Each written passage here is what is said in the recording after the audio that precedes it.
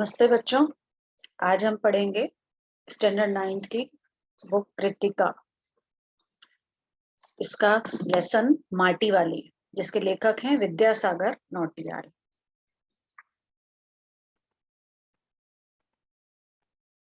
ये जो पूरा उन्होंने एक कहानी के रूप में समझाया है, लेकिन ये किस समस्या की ओर है कि बड़े बड़े बांध बनने से आम लोगों के जनजीवन पर क्या फर्क पड़ता है। इस कहानी के माध्यम से लेखक ने हमें समझाया है कि किस तरह विस्थापितों को और जो छोटे-छोटे मजदूर हैं, जो ऐसा काम करते हैं जो कहीं पेपर्स में नहीं है, जिनके लिए ज़मीन जायदाद, उनको कुछ भी नहीं, उनको कितना नुकसान उठाना पड़ा। किस तरह जो टिहरी, जो उत्तराखंड में एक शहर था, पूरा का पूरा ये जो टिहरी बाँध है, जो विश्व का सबसे बड़ा इंडिया का सबसे बड़ा बाँध है और विश्व का 8वां नंबर बड़ा डैम है ये। तो इसको बनाने में पूरा जो टिहरी शहर था वो झील में समा गया और इसके आसपास के करीब 50-60 गांव भी जो थे वो जलमग्न हो गए ये टिहरी बांध बनाने के लिए।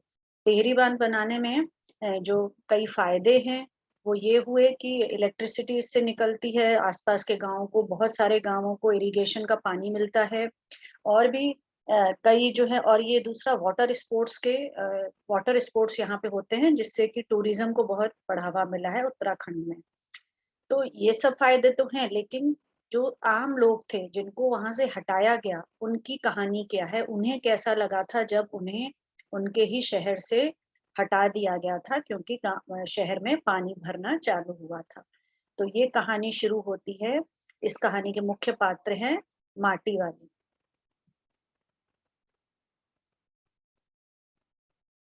शहर के सेमल का तप्पड़ मोहल्ले की ओर बने आखिरी घर की खोली में पहुंचकर उसने दोनों हाथों की मदद से अपने सिर पर धरा बोझा नीचे उतारा। मिट्टी से भरा एक कंटर, माटी वाली कंटर, कनस्तर को अ, बोला गया है, जो टीन का कनस्तर होता है जिसमें तेल या कुछ आता है, जो घी तेल आते हैं, और जो उसका एल्युमिनियम का कनस्तर होता है जिसमें कि कई लोग क्या करते हैं, उसके ऊपर वाला जो पार्ट निकाल के उसको एज अ कंटेनर यूज करते हैं, तो कंटेनर या कनस्तर को कंटर लिखा गया है। टिहरी शहर में शायद कोई ऐसा घर नहीं होगा जिसे वह न जानती हो या जहां उसे न जानते हो। घर के कुल निवासी, बरसों से वहां रहते आए किराएदार, उनके बच्चे तलक, घर घर में लाल मिट्टी देते रहने के उस काम को करने वाली वह अकेली है। उसका कोई प्रतिद्वंदी नहीं। उसके बगैर तो लगता है टिहरी शहर के कई एक घरों में चूल्हा जलना तक मुश्किल हो जाएगा। वह न रहे तो लोगों के सामने रसोई और भोजन कर लेने के बाद अपने चूल्हे चौके की लिपाई करने की समस्या पैदा हो जाएगी। भोजन जुटाने और खाने की तरह रोज की एक समस्या। घर में साफ लाल मिट्टी तो हर हालत में मौजूद रहनी चाहिए। चूल्हे चौकों को लीपने के अलावा साल 2 साल में मकान के कमरों दीवारों की गोबरी लिपाई करने के लिए भी लाल माटी की जरूरत पड़ती रहती है। शहर के अंदर कहीं माटा खान है नहीं।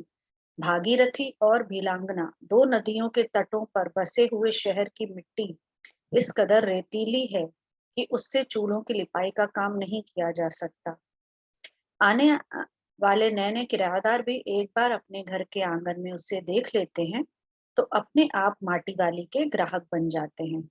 घर घर जाकर माटी बेचने वाली नाटे कद की हरिजन बुढ़िया माटी वाली।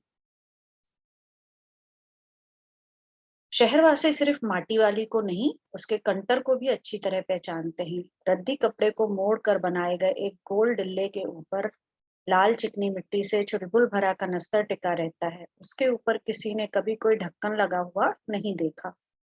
अपने कंटर को इस्तेमाल में लाने से पहले वह उसके ऊपरी ढक्कन को काट कर निकाल फेंकती है। ढक्कन के न रहने पर कंटर के अंदर मिट्टी भरने और खाली करने में आसानी रहती।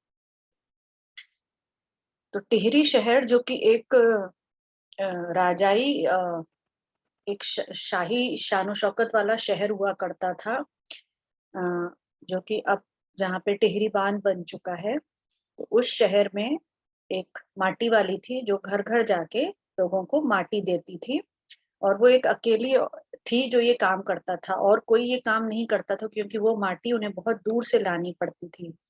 और ये शहर भी कहाँ दोनों बना हुआ है जैसे कि टिहरी बांध जो है वो भागीरथी और भिलंगना 2 नदियों के को जोड़ के बनाया गया है। तो ये शहर दोनों नदियों के बीच में पड़ता था लेकिन फिर भी वहाँ की जो नदी किनारे की जो मिट्टी होती है वो बहुत मुलायम होती है। लेकिन इस शहर की मिट्टी इतनी रेतीली थी कि वहां से मिट्टी को जो था चूल्हों की लिपाई का काम नहीं हो सकता था। आपने कई लोगों ने देखा होगा गाँव में, फिल्मों में देखा होगा कि गाँव के लोग जो लकड़ी का अपना जो चूल्हा बनाते हैं जिसमें वो लकड़ी के जलाते हैं लकड़ी को या उपलों को, उस चूल्हों की वो रोज खाना बनाने के बाद या खाना बनाने से पहले वो लिपाई करके रखते हैं उसकी गीली मिट्टी से उसको बार-बार उन्हें लीपना पड़ता है ताकि उसमें क्रैक्स वगैरह ना आएँ।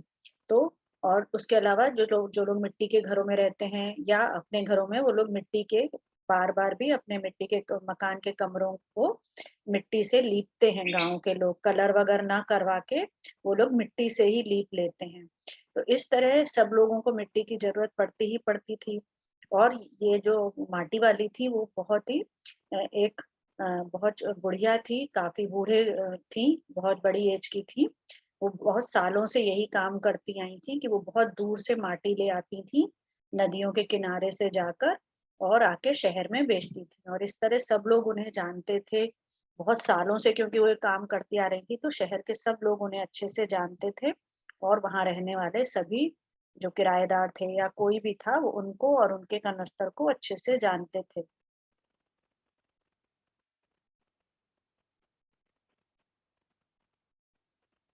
उसके कंटर को जमीन पर रखते-रखते सामने के घर से 9-10 साल की एक छोटी लड़की कामनी दौड़ती हुई वहां पहुंची और उसके सामने खड़ी हो गई।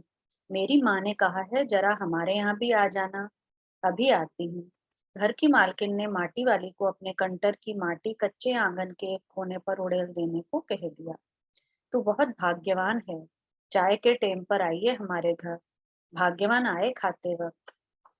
अब देखिए हम लोग अपना कुछ बचा-खुचा खाना-पीना या कुछ चाय भी देते हैं तो हम उससे कह रहे हैं कि तुम बड़ी जो जिस घर में वो आई थी माटी लेकर उसकी वो मालकिन उसको बोलती है कि मिट्टी एक जगह उड़ेल दो और उसको चाय देकर बोलती है कि तुम बड़ी भाग्यवान हो क्योंकि तुम चाय के समय पे घर आई हो हमारे जब हमारे घर में खाने का वक्त है उस समय आई हो।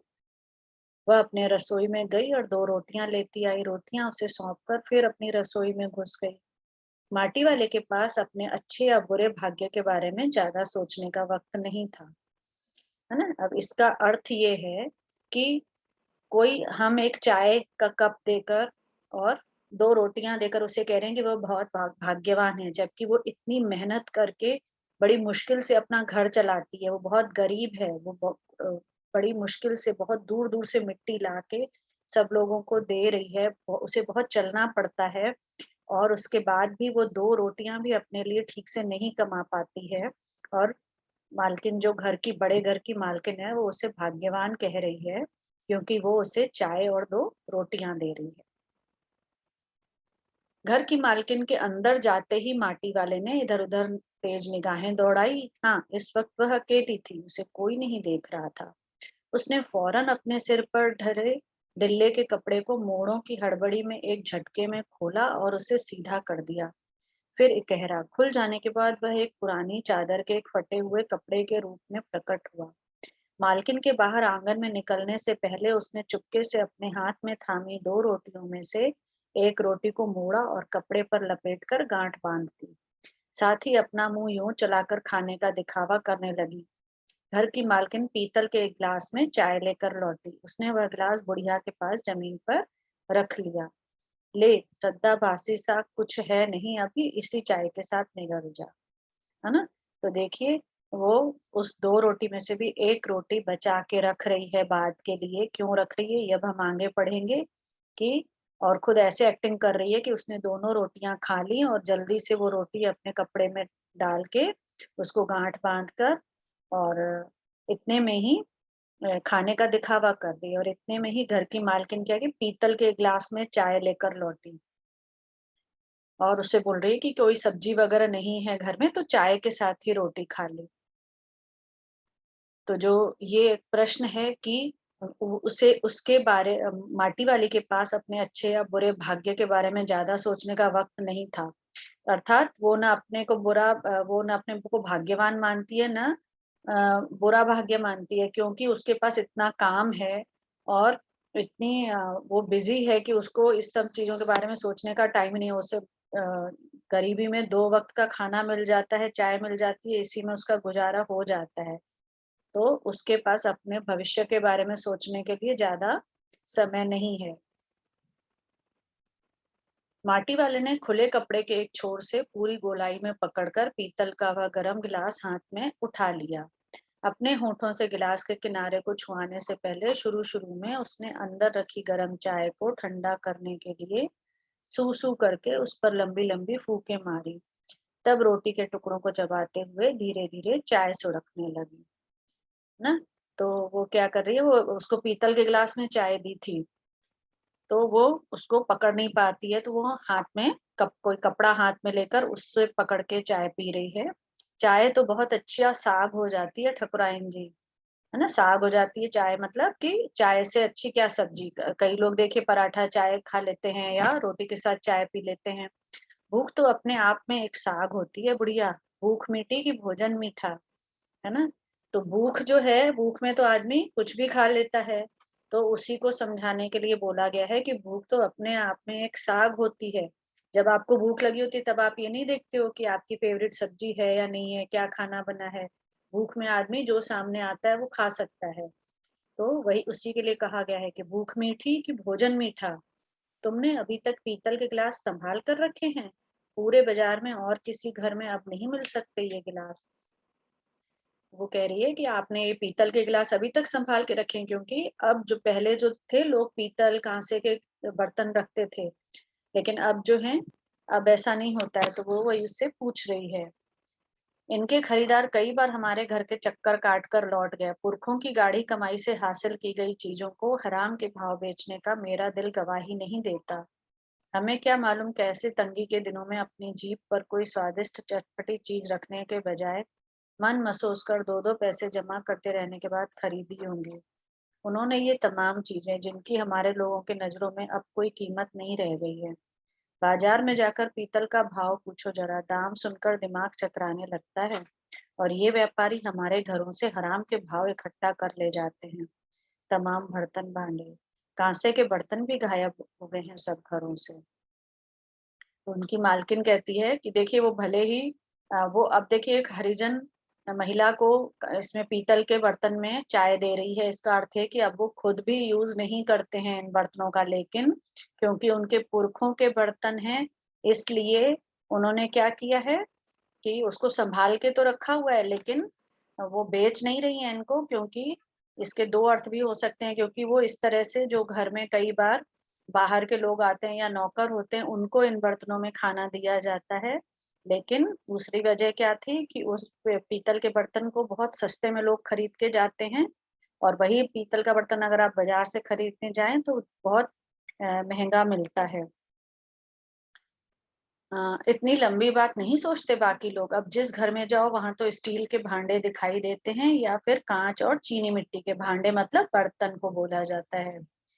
कि जैसे आजकल काँच और स्टील के बर्तन हो गए हैं सब। अपनी चीज़ का मोह बहुत बुरा होता है। मैं तो सोचकर पागल हो जाती हूँ कि अब इस उम्र में इस शहर को छोड़कर हम जाएँगे कहाँ? अब देखिए इसमें वही बता रहे हैं कि लोग जब पुरखों की खरीदी हुई बर्तन, भांडे भी नहीं बेचते हैं कई लोग, तो वही वो उसकी मालकिन कह रही है कि उस समय तक टिहरी शहर का ये तब की कहानी है। आप समझिए 1960-61 से टेहरी बाँध बनाने की बात चल रही थी और ये लगभग 1978 के आसपास कभी बना है। और इसके बारे में ज़्यादा डिटेल में एक पीडीएफ मैंने जोड़ा हुआ है, इस वीडियो के एंड में आप देख सकते हैं। क्योंकि इसका बहुत विरोध हुआ था इस बाँध बनने का। इस वजह से काफ़ी समय तक ये समस्या यहाँ पे थी कि लोगों को यहाँ पे अल्टीमेटम दे दिया गया था शहर छोड़ने का। लेकिन क्योंकि बहुत सारे प्रोटेस्ट हो रहे थे, इसलिए पूरी तरह से इस पे पालन नहीं हो पा रहा था। तो उनकी मालकिन कहती है कि अब इस शहर को छोड़कर कहाँ जाएंगे, क्योंकि सरकार ने तो बोल दिया है कि शहर छोड़ के चले जाओ, यहाँ बांध बनेगा। ठकुराइन जी, जो जमीन जायदादों के मालिक हैं वे तो कहीं ना कहीं ठिकाने पर जाएंगे ही, पर मैं सोचती हूँ मेरा क्या होगा। मेरी तरफ देखने वाला तो कोई भी नहीं, क्योंकि जो सरकार है वो क्या करती है, विस्थापितों के जितनी जमीन जिस शहर में होती है, जब वो विस्थापित होते हैं तो उतनी ही जमीन उन्हें दूसरे किसी नए शहर में दे दी जाती है। तो वो वही बोल रही है कि लेकिन मेरा क्या होगा, मेरे नाम पे तो कोई जमीन जायदाद नहीं, हम लोग तो ऐसे ही रहते हैं। चाय खत्म कर माटी वाली ने एक हाथ में अपना कपड़ा उठाया, दूसरे में खाली कंटर और खोली से बाहर निकलकर सामने के घर में चली गई। उस घर में भी कल हर हालत में मिट्टी ले आने के आदेश के साथ उसे 2 रोटियां मिल गईं। उन्हें भी उसने अपने कपड़े के एक छोर में बांध लिया। लोग जाने तो जाने कि वह ये रोटियां अपने बुड्ढे के लिए ले जा रही है। उसके घर पहुंचते ही अशक्त बुढ़ा कातर नजरों से उसकी ओर देखने लगता है। वह घर में रसोई बनने का इंतजार करने लगता है। आज वह घर पहुंचते ही 3 रोटियां अपने बुड्ढे के हवाले कर देगी। रोटियों को देखते ही चेहरा खुल खिल उठेगा उस बुढ़े का। साथ में ऐसा भी बोल देगी, साग तो कुछ है नहीं अभी। और तब उसे जवाब सुनाई देगा, भूख मीठी कि भोजन मीठा। उसका गांव शहर के इतना पास भी नहीं है। कितना ही तेज चलो फिर भी घर पहुंचने में 1 घंटा तो लग ही जाता है। रोज सुबह निकल जाती है वह अपने घर से। पूरा दिन माठ खान से मिट्टी खोदने, फिर विभिन्न स्थानों में फैले घरों तक उसे ढोने में बीत जाता है। घर पहुंचने से पहले रात घिरने लगती है। उसके पास अपना कोई खेत नहीं, जमीन का एक भी टुकड़ा नहीं। झोपड़ी जिसमें वह गुजारा करती है गांव के एक ठाकुर की जमीन पर खड़ी है। उसकी जमीन पर रहने के एवज में उस भले आदमी के घर पर भी माटी वाली को कई तरीके कामों की बेगार करनी होती है। नहीं, आज वह एक गठरी में बदल गए अपने बुड्ढे को कोरी रोटियां नहीं देगी। माटी बेचने से हुई आमदनी से उसने एक पाव प्याज खरीद लिया। अब माटी वाली की हालत के बारे में बता रहे हैं कि किस तरह से अब वो जा रही है, सोचती जा रही है आज, क्योंकि उसे 2 घरों से रोटियां मिल गई हैं तो वो बहुत खुशी खुशी जा रही है। अब उसे याद आ रहा है कि उसके घर में उसका जो पति है वो बीमार पति, जो कि पड़ा रहता है खाट पे। तो उसके लिए वो उसको भूख लगी, क्योंकि ये पूरा दिन पहले सुबह घर से निकलती है, मिट्टी खोदती है, लोगों के घरों में 1 घंटा दूर गांव से चलती है और शहर में आकर बेचती है और शाम को जाके अपने घर पहुंचती है। तो इस सारे बीच में वो आदमी जो है भूख में बैठा है, उसका इंतजार करता है कि वो घर आके खाना बनाएगी और वो खाएगा। तो वो सोचती है कि किस तरह आज वो उसके लिए वो प्याज भी खरीद लेती है कि बहुत दिनों से हम लोगों ने सब्जी नहीं खाई है, तो आज प्याज के साथ रोटी खाएंगे। इस तरह से उसकी गरीबी का वर्णन किया गया है। प्याज को कूट कर वह उन्हें जल्दी जल्दी तल लेगी, बुड्ढे को पहले रोटियां दिखाएगी ही नहीं। सब्जी तैयार होते ही परोस देगी उसके सामने 2 रोटियां। अब वह 2 रोटियां भी नहीं खा सकता, एक ही रोटी खा पाएगा या हद से हद डेढ़। अब उसे ज्यादा नहीं बचता। बाकी बची डेढ़ रोटी से माटी वाली अपना काम चला लेगी। एक रोटी तो उसके पेट में पहले ही जमा हो चुकी है ना। अब वो ये सोचती जा रही है कि उसका हस्बैंड तो बीमार है, पति, वो ज्यादा से ज्यादा एक या डेढ़ रोटी खा पाएगा, तो उसके लिए भी एक डेढ़ रोटी बच जाएगी।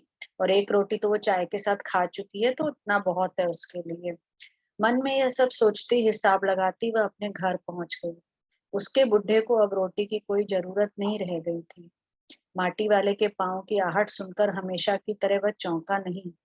उसने अपनी नजरें उसकी ओर नहीं घुमाई। घबराई हुई माटी वाली ने उसे छूकर देखा। वह अपनी माटी को छोड़कर जा चुका था। माटी क्या, उसने देखा जब वो घर पहुंची तो जो उसके पति थे उनका शरीर शांत हो चुका था, उनकी मृत्यु हो चुकी थी। उसने उसे घबरा कर देखा, छूकर देखा, वह अपनी माटी छोड़कर जा चुका था। अर्थात माटी छोड़ना, आपने सुना होगा, कई लोग इस शरीर को भी क्या बोलते हैं, माटी बोलते हैं कि मट्टी मट्टी से पैदा हुआ है, मट्टी ही हो जाता है शरीर। तो अ, या कई लोग किसी की अंतिम यात्रा में जाते हैं तो कहते हैं कि उनकी मिट्टी में जा रहे हैं। देखा होगा कई, जब किसी का शरीर गाड़ा जाता है, दफनाया जाता है, तो उसके ऊपर मिट्टी डाली जाती है। कि मिट्टी का शरीर मिट्टी में विलीन हो गया। तो उसी को कहा गया है कि वह अपनी माटी को छोड़कर जा चुका था, और दूसरा ये भी कह सकते हैं कि वो अपने शहर को, अपने इस पृथ्वी को छोड़कर जा चुका था। टिहरी बांध पुनर्वास के साहब ने उससे पूछा कि वह रहती कहाँ है ना?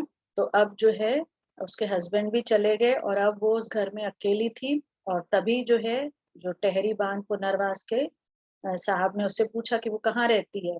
तुम तहसील से अपने घर का प्रमाण पत्र ले आना, क्योंकि वो सब विस्थापितों के नाम और उनकी ज़मीनों के कागज़ इकट्ठा कर रहे हैं।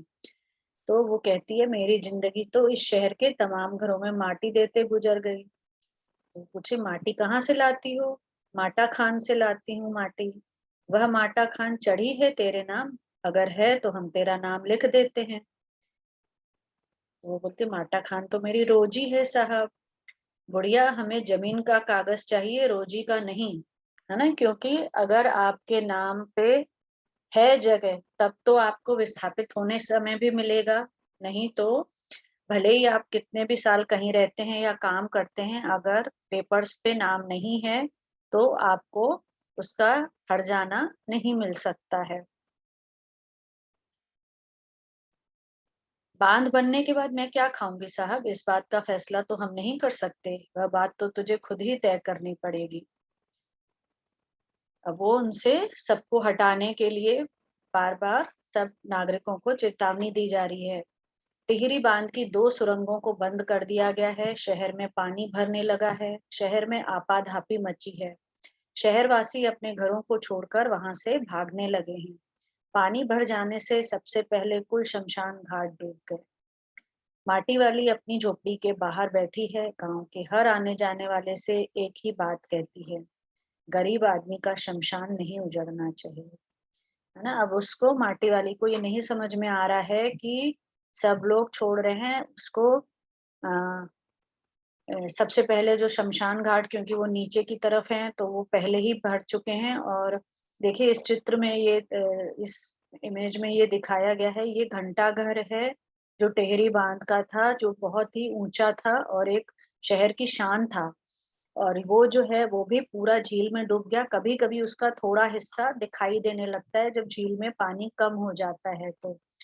तो इस तरह से इसमें ये बताया गया है कि जो गरीब लोग होते हैं, उन पर सबसे ज़्यादा इस इन समस्याओं का असर पड़ता है कि उन्हें, ना ही उन्हें कोई हर्जाना मिलता है, ना ही उन्हें उनकी कोई समस्याएँ सुनने वाला होता है। तो बुढ़िया क्या बोल रही है माटी वाली, गरीब आदमी का शमशान नहीं उजड़ना चाहिए, कि अर्थात गरीब आदमी को मरने के बाद, उसके पति की मौत हो चुकी है और वो अपने पति का अंतिम संस्कार भी नहीं करवा पा रही है, क्योंकि शमशान घाट में पानी भर चुका है और सब लोग शहर छोड़ के जा रहे हैं। इस तरह से ये लेसन खत्म होता है। उम्मीद है आपको पसंद आया होगा।